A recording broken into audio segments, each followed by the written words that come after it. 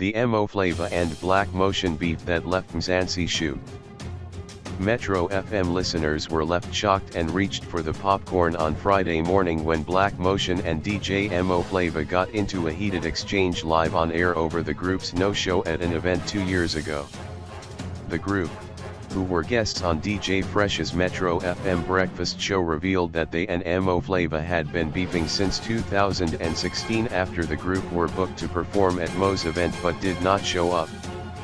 The group explained they were at a traditional ceremony at home on the day and had cancelled the booking via an email to Emo ahead of time.